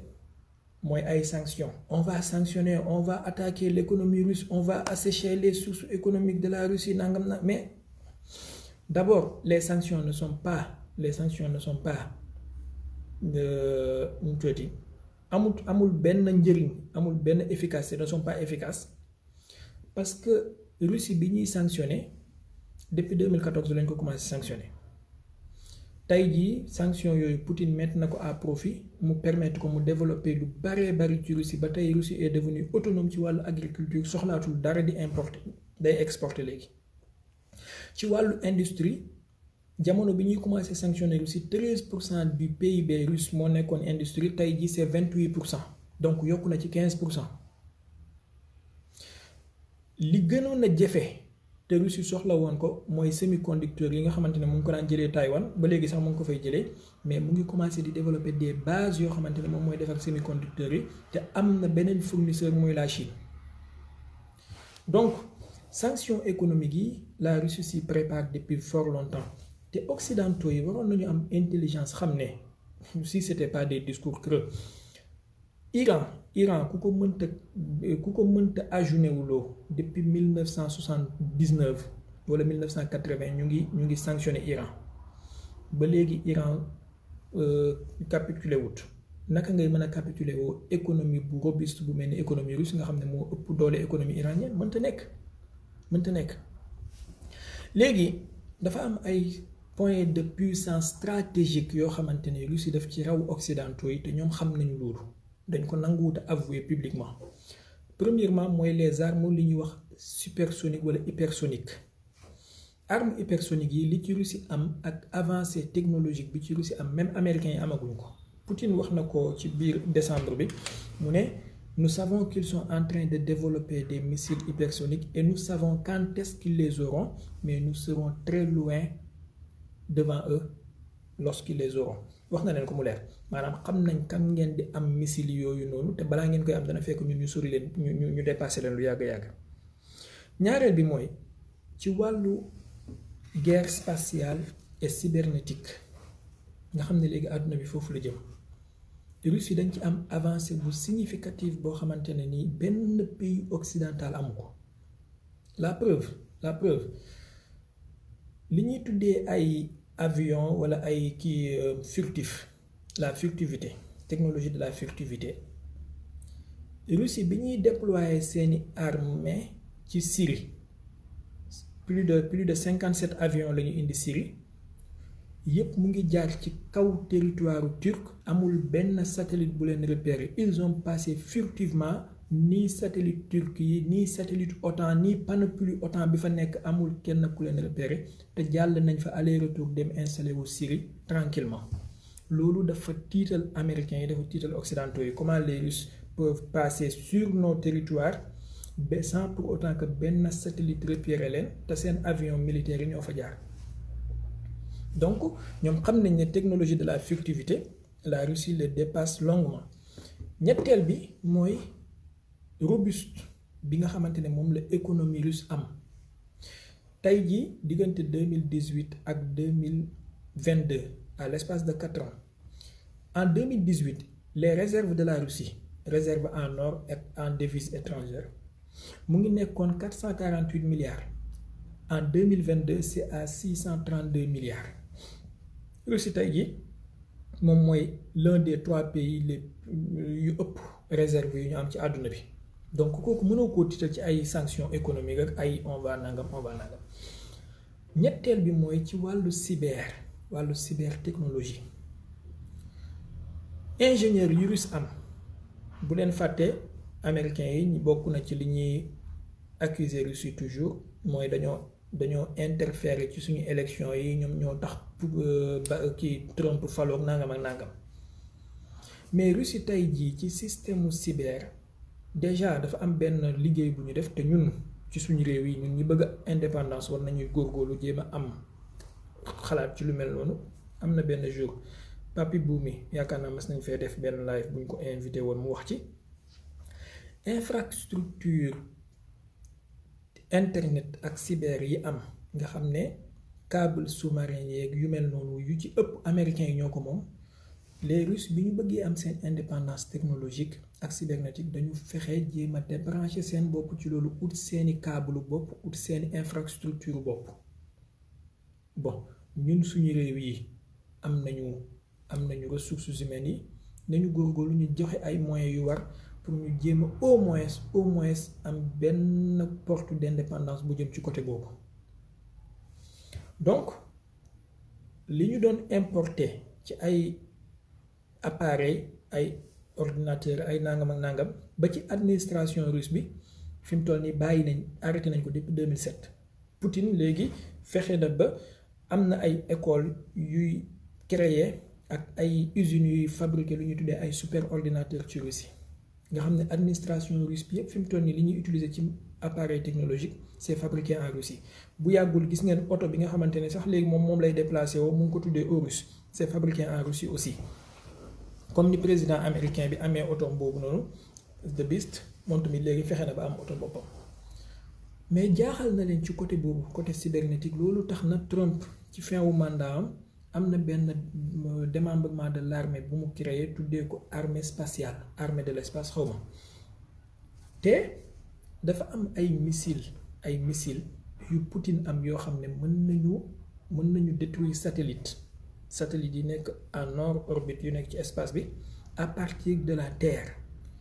te utiliser na ko bu yàggul ci détruire benn satellite bu obsolète bu Russie amoon. amul kenn ci pays occidentaux yi ku amagum capacité boobu noonu, ba ci américains yi amaguñu ko. Donc cyberspace la Russie daf leen cee raw lu bare. loolu tamit ñu ngi koy jël en compte ñoom. mais léegi bu ñu kiiyee loolu yépp ñu tënku ko ci objectif yi Poutine am ci guerre bi muy def Ukraine, il va l'atteindre wala il va les atteindre. li ñuy xalaat kay mooy civil yi ci nar a dee, te loolu nekk lu atroce. mais itam Ukraine bu Zelensky daanoo, moo xam mu nangu négociation, moo xam mu bañ ko nangu, il va finir par tomber. parce que Poutine bu demee bay wax dénazifier, Zelensky mooy premier nazi bu Poutine jàpp ne moom la fa war a jëlee. donc il va finir par tomber. et Ukraine de deux choses l'une soit danañ nangu neutralité soit Poutine dana leen annexer comme ni mu def Crimée imposer fa référendum ñu dellu ci biir Russie à moins même bu annexé wul Ukraine yëpp Ukraine de l'Est dana ko annexé mais yaakaaruma ne loolu plan A wam la plan A bi xëy na mooy mu daaneel Zelensky def benn pouvoir boo xam ne pro-russe lay doon assainir administration ukrainienne bi fexe ba ay pro-russe nekk fa comme ni mu def Biélorusse nga xam ne ils seront pas hostiles à la Russie léegi le cas de cette guerre naka lay impacter àdduna bi d'abord dafa am enjeu énergétique yu am mooy Russie ñoom ñooy premier fournisseur de gaz et de pétrole ci Europe plus de 55% du gaz allemand Russie lañ koy jëlee Europe yépp plus de 45% de leur gaz Russie lañ koy jëlee bu yàggul am na benn conférence des pays exportateurs de gaz bu amoon Qatar ci semaine yi ñu génn la waa Qatar ñoom ci seen bopp reconnaître nañ ne mënuñu remplir cahier de charge wala doléance yi nga xamante ne ni moom la Union européenne bëgg ci ñoom ci substituer wu à la place de Russie mënta nekk donc mënuñoo doylu wala si Russie ci gaz bi pétrole bi loolu moom c'est clair américains yi dafa am benn guerre bu ñuy def ci côté boobu mooy ñoom dañu am gaz lu ñu tuddee gaz de schiste am pétrole de schiste dañu bëgg seen gaz boobu noonu am client bu mel ni Union européenne di ko jaay te gis nañ ne Russie ñoom ñooy premier fournisseur bi léegi naka la ñuy def ba couper la Russie à l'Europe pour ñoom ñi mën a substituer wu nekk fournisseur bi loolu mooy seen premier combat moo tax bi Angela Merkel commencé mook Russie di construire gazoduc wala pipeline bii di tudd Nord Stream 2 nga xam ne benn gazoduc la buy acheminer gaz ci Europe day contourner Ukraine jaar ci mer Baltique bi directement loolu dafa nekkoon benn masdaru xalaq benn tiitange bu ñeel américains yi ak yenn pays yi nga xamante ne loolu arrangé wul leen naka la ñuy def pour arrêter projet bi c'était un projet de 10 milliards de dollars teg nañ façon sanction bu nekk projet bi yegg na finalement dara desul woon lu du certifier ko gaz bi comme robinet yu ubbeeku alors Ukraine dafa amoon ay gazoduc yu ko doon traversé jugee Russie du yóbbu gaz Allemagne ak Europe donc dañ daan am ñoom Ukraine lu ñuy tuddee droit de transit chaque année yaakaar naa 1 milliard la woon xaw ma 3 milliards de dollars entre 1 wala 3 milliards de dollars loolu danaan dugg ci économie ukrainienne bi mais daf daan impacter prix gaz bi parce que allemand yi dañ doon contester ne loolu dafa prix gaz bi dafa cher te dara waralu ko dul droit de transit bi Ukraine di am donc il faut ñu calculer ko génnee ko ci prix gaz bi léegi nag ci lañu xalaatee ne nañ tabax Nord Stream 2 pour mu contourner Ukraine nga xam ne boobaa Russie la ak Allemagne directement du am droit de transit ci benn réew boobaa dina gën a yombal prix gaz bi góorgóorlu nañ ba construire ko moo tax bu ngeen dégloo déclaration yu récente yu Ukraine di def yépp mooy nañu sanctionner Nord Stream 2 nañu arrêter Nord Stream 2 parce que loolu arrangé wu leen ndax bu Nord Stream 2 doxee seen droit de transit bi ñu daan am dañ koy perte donc du seen arrangement américains yi tamit loolu moo nekkoon seen première obsession alors léegi nag problème am na première sanction yi wàcc bokk na ci nañ suspendre Nord Stream 2 c'est fait mais est-ce que loolu dina impacter Russie wala dina impacter Europe je crois que Europe lay gën a impacter que Russie parce que déjà Russie am na beneen client bu majeur bu mooy Chine ci début Jeux olympiques yi bi fa Poutine demee signé na ak waa Chine benn accord de livraison de gaz 10 milliards de mètres cubes par année 10 milliards de mètres cubes par an donc déjà Russie am na beneen client boo xamante ne en termes de marché moo gën a rëy marché Union européenne bi parce que 1 milliard de population et quelque la donc ñoo gën a kii kon dina am lu mu mën a fàttee yenn pax yi nga xamante ne dana ko am ci sanction yi koy dal waaye Europe fi mu toll nii ñoom ñooy nar a nekk ci pénurie parce que ñi ngi xalaat fi mu toll nii fan la ñuy jëlee gaz bu remplacer gazu Russie bi. ñi ngi wax ay waxu Qatar ñi ngi wax waxu gazu Algérie Norvège li muy joxe ci gaz mënta matal loolu ñi ngi wax sax gazu Nigéria fii nag la ñu amee intérêt ñun Sénégal parce que Sénégal d'ici quelques années tamit dafay nekk un pays exportateur de gaz loolu moo tax waruñu woon na bazarder suñu contrat yi ci gaz beeg pétrole bi nga xamante ne moom la ñu yàlla xéewalal ndax ressource naturelle bépp réew bu ko am danga koy def mu nekk benn arme stratégique et géopolitique ci yow muy nekk ci say atu mais bon léegi avec les contrats yi ngi doon wax yëpp ay 10% ay nangam je crois pas que Sénégal amatina yenn atu yi à moins que mu revoir yenn contrat yi nga xamante ne signé woon na ko mais le Sénégal peut bel et bien se positionner comme benn fournisseur de gaz boo xamante ne dina ko dugalal lu bari ci économie parce que déjà ñu ngi wax waxu construction de gazoduc boo xamante ne dafay jaar ci océan Atlantique bi traverser Méditerranée bi dugg Europe te lu mën a nekk la wala mu traverser réew yi nga xamante ne moo wër Sénégal mais loolu je crois que ça serait trop cher ndax boobaa moo xam muy Mauritanie wala muy Maroc yëpp dañuy am droit de transit comme ni ko Ukraine amee woon ci Russie et loolu ça sera pas bénéfique pour le Sénégal day contourner océan Atlantique bi pour mën a dem ci kaw donc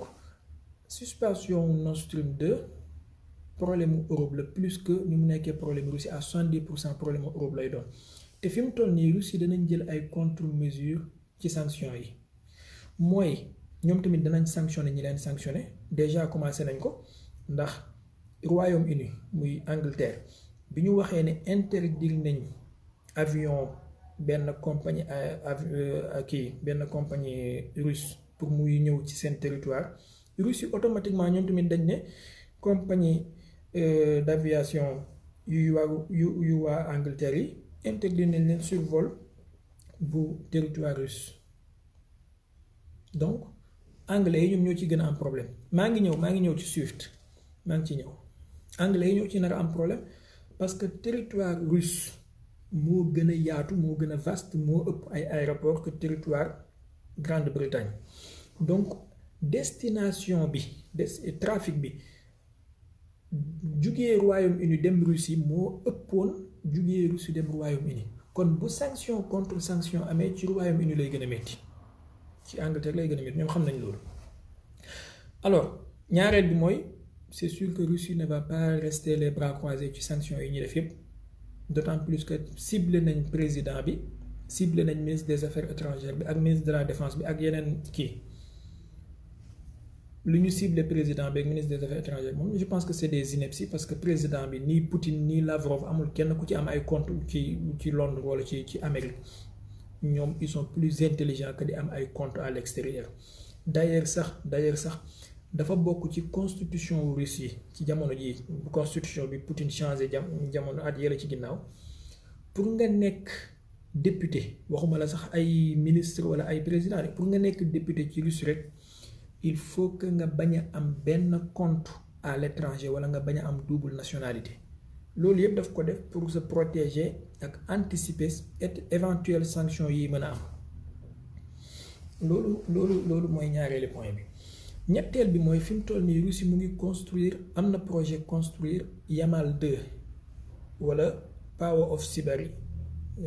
Siberia bi nga xamante ne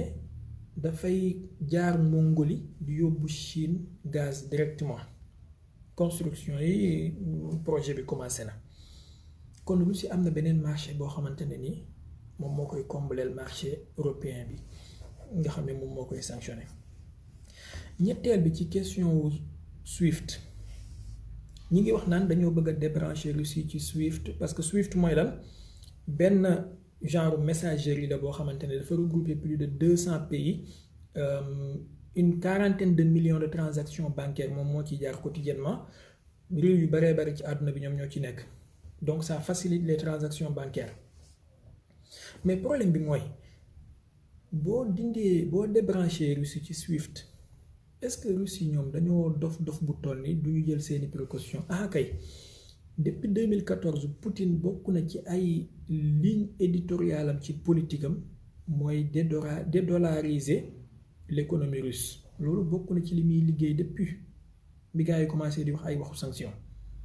donc l'économie russe actuellement est en train d'être dédollarisée parce que boo xoolee accords yi muy signé ak yenn réew yi moo xam muy Inde wala muy Chine c'est fait en d'autres devises te Chine tamit même vision boobu lañu am dédollarisation de leur économie ndax dañ ne hégémonie bi dollar teg ci seen économie dafa ëpp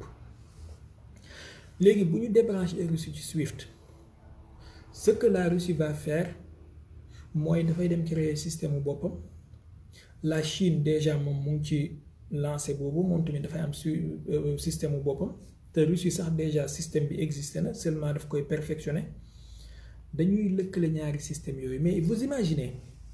la Chine à elle seule c'est 1 milliard et quelques d'habitants la Russie 140 et quelques millions d'habitants Inde 1 milliard et quelques d'habitants dafa am benn organisation bu ñuy tuddee BRICS les BRICS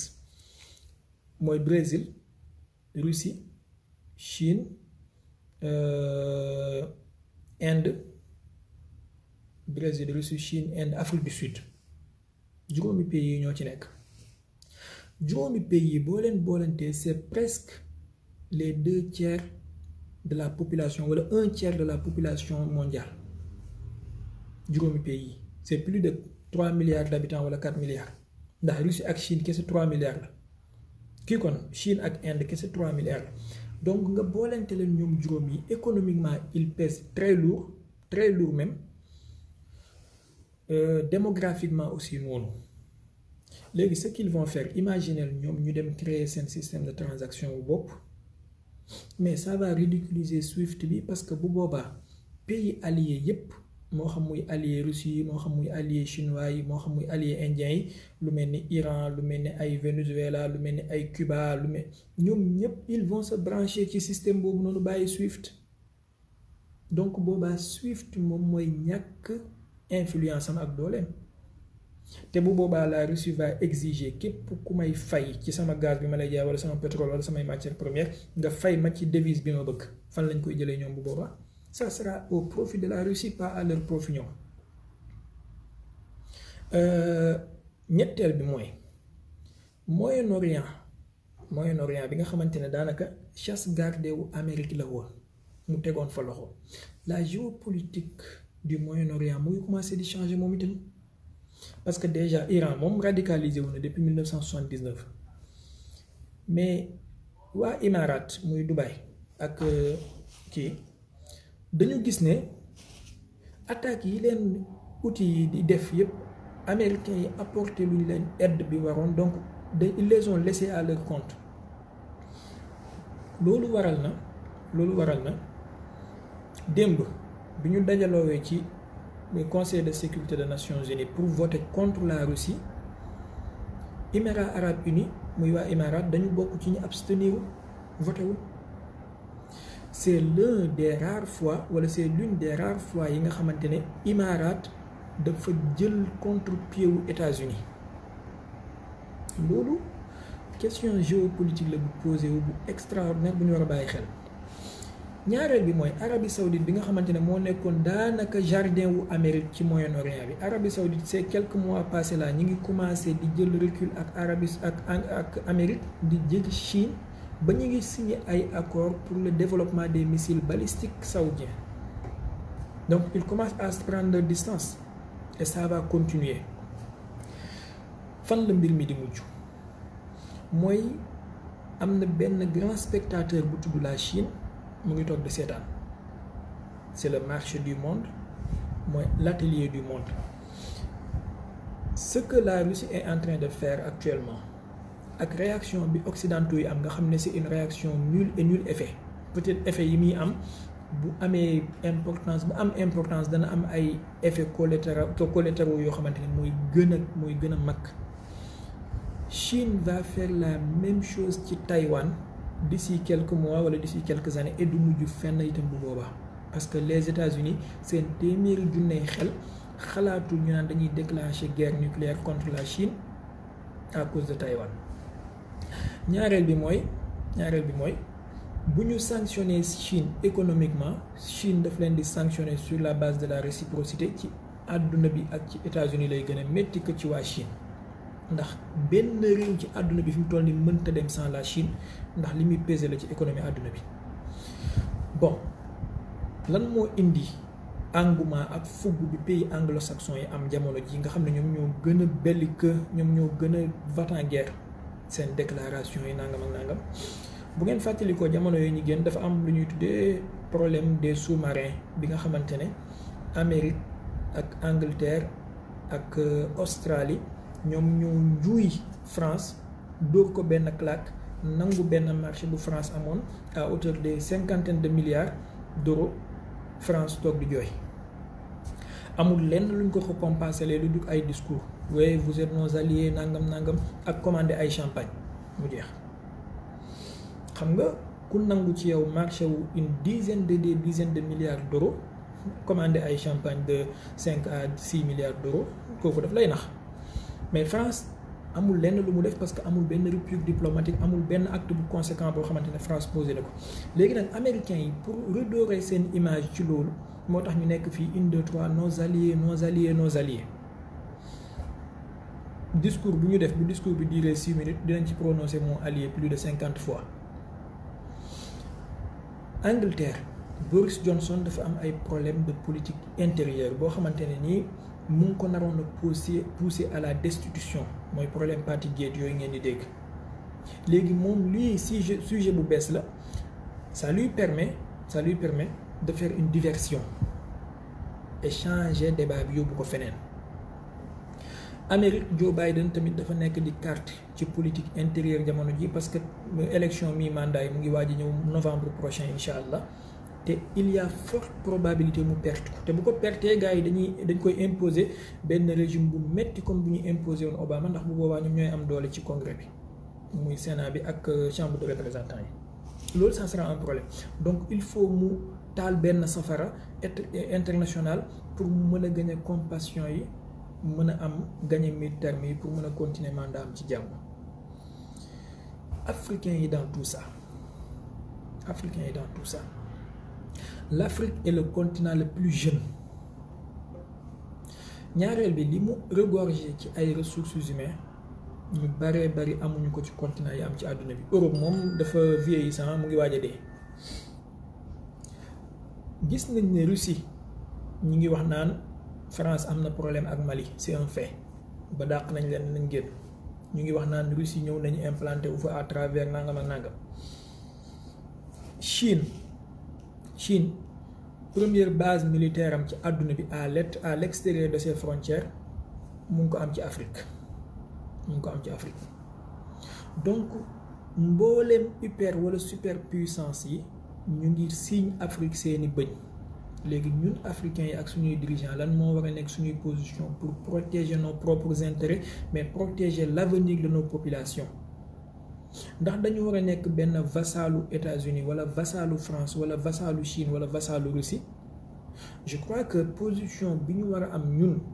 en tant que population d'abord mooy être très informé xam li xew ñaareel bi mooy être très ferme sur nos intérêts parce que les États n'ont pas d'amis ils n'ont que des intérêts. Troisième bi mooy suñuy dirigeants ñu nekk des non-alignés maanaam bañ a jël position bu France condamné nga condamné bu France d'accord nga d'accord parce que France bii ñuy wax nga xam ne les pays francophones ay benn huitième France fi mu toll nii amatul dara lu muy signifier ci àdduna bi bu ngeen xoolee Poutine ni mu toroxalee Macron bi mu fa demee rek ngeen comprendre benn table de 6 mètres xaw ma 4 mètres la ko tegal taxawal fee bul ma nuyuwu ko sax. bi ñuy def conférence de presse noonu la ko def noonu la def chancelier allemand bi ñuy def conférence de presse bi wax na ci benn wax moom Poutine boo xamante ne dafa tiital européen yépp mu ne leen vous n'aurez même pas le temps de réagir quand vous déclenchez une guerre avec la Russie maanaam li mu leen bëgg a wax mooy bala bu ngeen ma déclarer guerre balaa ngeen di xif ma massacrer leen te loolu commencé na leen koo won ci Ukraine parce que ba léegi nii Poutine dóoragul dafay tàppal rek. malgré que nag kenn du d'accord ci mort d'homme kenn du d'accord ci yenn yi principe waaye rouleau compresseur ak pouvoir militaire russe ba léegi Poutine dooragul imaginez un pays de plus de 600 000 kilomètres carrés muy Ukraine 44 millions d'habitants en moins de 48 heures wala moins de 72 heures nga teg ci sa loxo nii ba nekk aux portes de la capitale wala dans les banlieues de la capitale réew yi am 40 millions d'habitants ci Europe bëriwut. Donc tey jii Poutine kum ci naroon na kii en l'espace de bayna ashiyatin wa duhaha la lay yóbbu kii loolu war na leen ko te c'est un message boo xamante ne ils l'ont bien reçu te wax na leen ko ci déclaration bi mu ne leen réew yi jéem a interférer ci suñuy mbir wala di ñu jéem a poser menace la réponse de la Russie sera immédiate et dinañ leen jox loo xamante ne mosu leen ko imaginer ci seen histoire ba pare nag tegal leen ci ne j'espère être entendu. am naa yaakaar ne dégg ngeen li mu leen bëgg a wax rek en d'autres termes ci olof mooy damay dóor Ukraine damay duma Ukraine te ku ci dugal sa loxo ma duma la boole la ak moom. xool leen waa OTAN fi mu toll dañu sacrifier Ukraine jaay ko ba mu dugg ci lu mu mënta génn ñu taxaw di ko seetaan amul dara luñ ko mën a defal loolu ça nous montre l'hypocrisie bi occidentaux yi nekkee ci ñun suñu réew yi ñuy xeewu ci ñu bañ a dugg. bañ a daanu ci seeni piège ak lu ñu jay ak lu ñu jay say dirigeant dañ lay dugal ba nga dugg ñu taxaw croiser leurs bras. OTAN bi ñuy wax naan c'est une organisation xaw ma lan ak lan ñaata yoon la leen Poutine posé entrave ñemewuñoo pousser un iota. En Syrie exemple Obama dafa waxoon ne ligne rouge la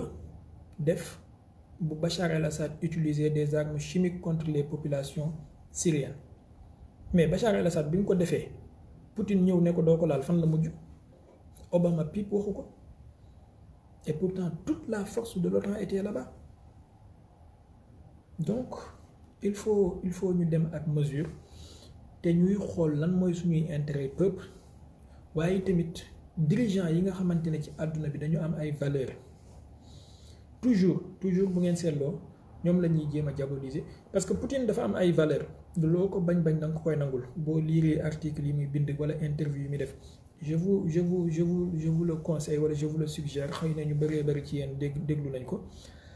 am na benn documentaire bu benn réalisateur américain bu tudd Oliver Stone def ak Poutine documentaire la bu gudd 4 épisodes la Poutine était vraiment à cœur ouvert. déglu leen documentaire boobu noonu attentivement ngeen comprendre l'homme Poutine bi gars yi di wax affaire homosexualité promotion de l'homosexuel Poutine dafa jël benn loi interdire la promotion de l'homosexuel ci Russie occidentaux yi ngay dégg ñu naan la ay valeurs ay liberté ay nangam fi ñuy mujj ak yow mooy l'homosexualité Poutine daf ko interdire ci Russie ne leen dañu bëgg suñu jeunes yi màgg tranquillement sans une influence aucune ak yeneen yu mel noonu donc la guerre mën na impacter ku nekk yàlla nañ ci yàlla musal waaye am na ay impact économique yu am solo yoo xamante ne dina ko impacter économie àdduna bi parce que déjà coût de baril prix yu baril pétrole bi dépassé na $100 ci loo xam ne gëj naa am depuis des années et des années prix de baril pétrole bi dépassé na $100 prix gaz bi dina gën a yokk et bu fekkee ne tëj suñuy frontière ak Mali rek moo tax tey ji kilo ndawal nekk 4500 xaw ma 5000 naka ci réew yu am solo ci àdduna bi yu mel ni Europe ak Russie bu ñu amee ay problèmes économiques effectivement dina impacter suñuy économie dana impacter suñuy décisions politiques parce que fi mu toll nii le Mali est trouvé radicalement vers la Russie contre les occidentaux yi ak France nee nañ dañuy installé wu waat biir Niger te loolu seeni intérêt kese moo tax ndax uranium bi fa nekk donc nañu xool alliance yi ñuy def ñun ci suñu réew ak suñuy dirigeants ak suñuy hommes politiques na nekk ay alliance stratégique pour les intérêts supérieurs de la nation pas ay alliance de vassal parce que tout simplement kii moo nekkoon sa métropole moo nekkoon sa colonisateur démb wala nangam ak nangam maa ngi jéggalu xaw ma fan la temps bi toll je crois que je vais beaucoup noter mais mën nañu tëb yenn yi en tout cas ñiy rêvé naan Amérique dina leen dimbale lii rek war na leen ne moo xam muy Taïwan wala ñeneen ak ñeneen lii rek war na leen ne Amérique sera impuissante devant bis bu guerre tàkkee yàlla tere ci seen diggante ak seen réew yi, d'où la nécessité ñu jéem a dem ak mesure, jéem a dem ak intelligence. dafa mel ni temps bi gudd na trop, xam naa du ñu xaj ci jël question, mën nañu jéggalu rek ñu tàggatoo ba samedi prochain incha allah. D'ici là dinañ xool évolution situation bi. C'est sûr que dans la semaine ay évolution yu bari dina am, ndax démb président ukrainien bi mu ngi doon proposer négociation, américain yi wane ne ñoom d'accordul. De toute façon Poutine moom mu négocier ak mu bañ a négocier moo yem ci moom, li mu koy imposer lenn la mooy démilitariser Ukraine, jugee ci pouvoir bi, organiser ay élections anticipées, coow li jeex ba pare itam ay nu mu tuddati neutralité wu Ukraine, mu bañ a adhéré wu ci OTAN à jamais, te loolu il va l'obtenir. Coow li moo bëri, ils voudront pas, les Occidentaux, perdre la face, mais Poutine va obtenir ce qu'il veut. Sinon ils seront obligés de lui faire la guerre, te xalaatuñu ko seen téeméeri ju neexel, xalaatuñu ne dañuy jàkkaarloo Poutine tey ji ci àdduna bi. benn aspect rek bu ma ci bëggoon a wax mooy ci aspect l'islam ak diine ñun tey ci jamono ji. La Russie mooy premier pays musulman ci Europe en termes de population et de pourcentage. xëy na deuxième bi serait la France, boo ci génnee Turquie bokkul ci kii, waaye ci Europe, continent européen. te importance bi mu am mooy les populations musulmanes de la Russie sont des Russes d'origine, alors que 90% des musulmans de la France sont soit des immigrés, soit d'origine d'autres nations. Mais Russie moom musulmans yi fa nekk ce sont des Russes d'origine, nga xam ne soit ay Tatars lañ, soit ay Russes lañ, soit ci peuple slave bi lañ bokk, wala nangam ak nangam. Donc l'islam dafa am doole ci Russie, waaye tamit orthodoxe muy religion orthodoxe dafa am doole foofa. Guerre bi mën nga koo jël ci guerre idéologique, mën nga koo jël ci guerre économique, mën nga koo jël ci aspect culturel, mën nga koo jël ci aspect historique. Peut-être d'ici semaine prochaine mën nañu ñëwaat ci jàngal ko ci côté idéologique et religieuse bi nga xamante côté idéologique ak religieux boo xamante ne moom moo lal guerre bi, ndax bokk na ci li tas Ukraine jamono ji ba nga xamante ne mënatuñoo déggoo mooy ukrainien de l'Est yi ñoom ils sont plus orthodoxes, ukrainiens de l'Ouest yi c'est des chrétiens. Russie ci biir sud Ukraine bi nga xamante ne moom la Russie jël muy Crimée, c'est des musulmans.